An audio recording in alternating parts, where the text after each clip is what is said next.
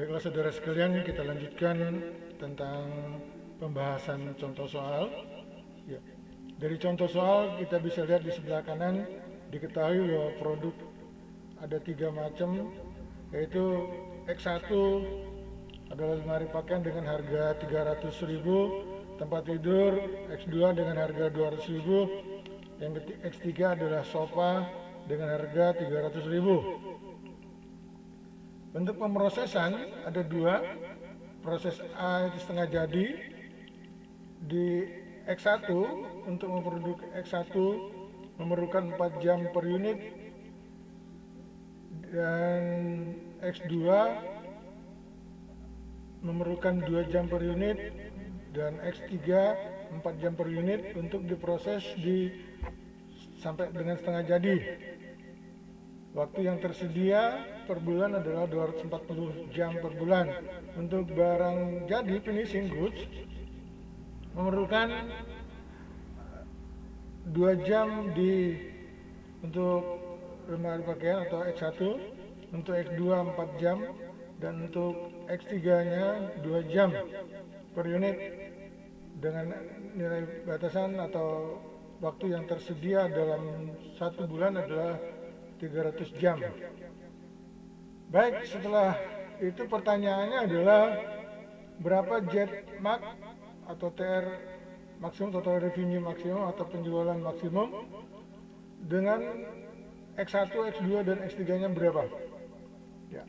Untuk menjawab itu maka kita menggunakan langkah. Ya, langkah mengikuti langkah. Ya, langkah pertama sama seperti di metode grafik dan metode aljabar yang sudah kita bahas pada pertemuan pertama, yaitu membentuk formulasi dari masalah, atau dengan kata lain membentuk fungsi tujuan dan fungsi batasan. Dari data-data tersebut di atas, maka fungsi tujuannya adalah atau jet max sama dengan 3x1 ditambah 2x2 ditambah dengan 3x3. Itu untuk fungsi tujuan. Dari mana kita bisa melihat ini? Fungsi tujuan ini dari variabel harga ini, ya, dari sini, ya, dari sini 3 ke sini, 2 ke sini, dan 3-nya yang ini ke sini. Nah, seterusnya fungsi batasan. Fungsi batasan karena di sini prosesnya ada 2, maka fungsi batasannya ada 2. Di sini saya beri A dan B. Dari mana angka-angkanya? Dari angka ini. Angka ini, ya. Jadi fungsi batasan pertama atau yang A atau untuk barang yang setengah jadi, yaitu 4x1 ditambah 2x2 ditambah 4x3 lebih kecil sama dengan 240. Dan untuk yang kedua, persamaan yang kedua, yaitu 2x1, ini 2x1, ya, terus 4x2, 2x2, 2x3, 2x3 maksudnya lebih kecil sama dengan 300, ya. Jadi dari sini dan dari sini jadilah ini, ya, fungsi tujuan dan fungsi batasan. Oke, selanjutnya setelah fungsi batasan langkah pertama selesai, kita lanjut langkah kedua. Langkah kedua yaitu merubah fungsi tujuan, fungsi batasan, ya, dari eksplisit menjadi implisit, ya. Dari untuk fungsi batasan dari tanda yang ini yang lebih kecil sama dengan menjadi sama dengan. Terus untuk fungsi tujuannya dari eksplisit menjadi implisit. Baik, kita mulai fungsi batasan. Jadi fungsi batasan dulu yang dirubah. Seperti kemarin, untuk merubah fungsi batasan, variabel tambahannya adalah xn plus 1. Maka di sini n-nya, xn-nya yang terakhir adalah X1, X2, X3, ini juga X1, X2, X3, maka Xn plus 1, N terakhir adalah 3, tambah 1 berarti 4. Maka di sini menjadi Xn plus 1 sama X4. Jadi di sini tetap fungsi batasan pertama ini jangan dirubah-rubah, copy paste saja, letakkan ke sini. Setelah itu ditambah dengan X4 sama dengan 240, jadi langsung berubah menjadi 240. Begitu juga dengan yang batasan yang kedua. Ini copy paste saja sampai di sini, letakkan di sini, terus ditambah dengan X5. Karena setelah X4 adalah X5. Oke, terus sama dengan 300. Dan fungsi tujuan eksplisit menjadi implisit. Ya, di sini contoh eksplisit menjadi implisit. Ini sayap ruas kiri, ini ruas kanan. Jadi yang ruas kanan dipindah ke ruas kiri. Ya, maka dari tanda positif menjadi negatif dan negatif sama dengan 0. Maka kalau di sini berarti di sini ada sebelumnya yang ini ya dipindahkan ke sini, maka Z0 ini plus semua menjadi minus. Oke? Min X3 X1, min 2 X2, min 3 X3 ditambah variabel tambahan. Variabel tambahannya ada berapa? Ada 2, yaitu 0 X4 dan X5. X4 dan X5 ditambah 0 di depannya sama dengan 0. Jadi ini ruas kiri, yang ruas kanan sudah menjadi ruas kiri, tandanya berubah menjadi dari positif menjadi negatif, ya, sama dengan ini ruas kanannya tinggal 0. Nah, selanjutnya ini langkah kedua sudah selesai. Kita lanjut ke langkah ketiga. Langkah ketiga yaitu memasukkan nilai yang didapat pada langkah kedua ke dalam tabel simplex. Nah, ya, langkah ketiga masukkan ke dalam tabel simplex. Di sini saya sudah menyiapkan ya tabelnya seperti begini ya. Tabelnya seperti begini.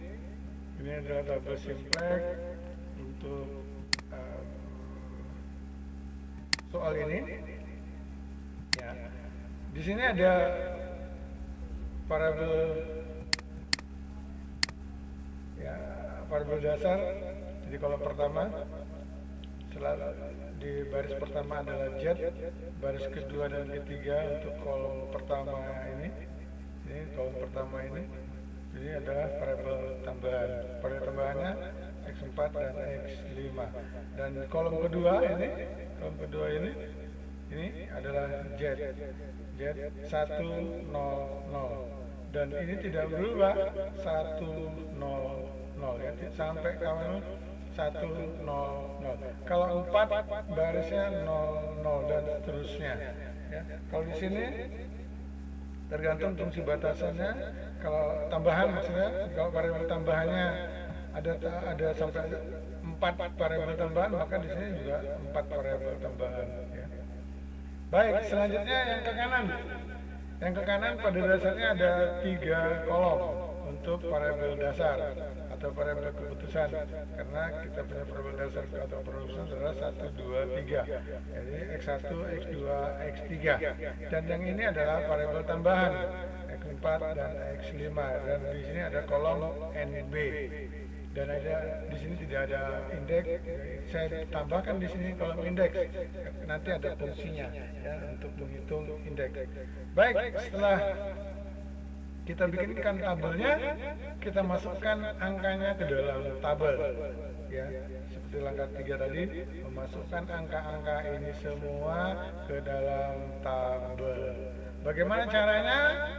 Kita lihat pertama tentu saja Zmark. Ya, Zmark yang pertama kita ambil adalah ini X1. Berapa X1-nya? Di sini min 3. Terus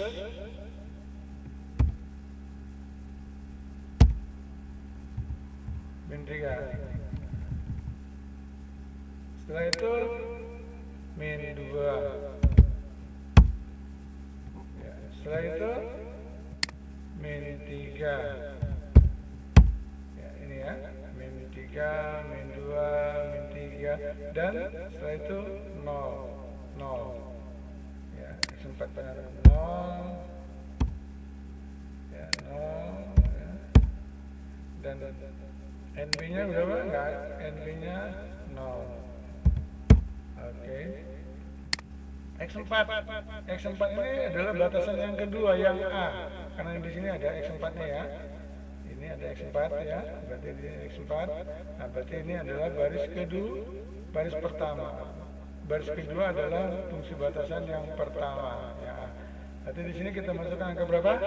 Iya, angka 4. Oke, dan seterusnya angka 2, dan seterusnya angka 4. Dan di sini berapa X4-nya? 1. Oke, X5-nya nggak ada X5, ini nggak ada X5, berarti 0. Nilai batasannya 240. 240.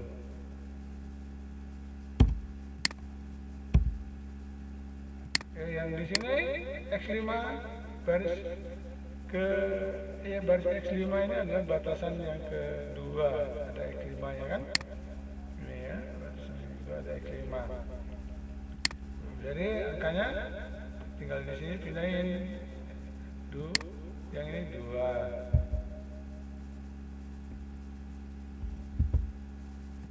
Ya, 2, terus ini 4, terus 2, terus ini ada nggak X4 nya di sini? Nggak ada. Sorry, di sini nggak ada X4, berarti dia 0. Sini apa? X5, berarti di sini ada X5, berarti 1. Nah, yang ini NB-nya 300. Oke.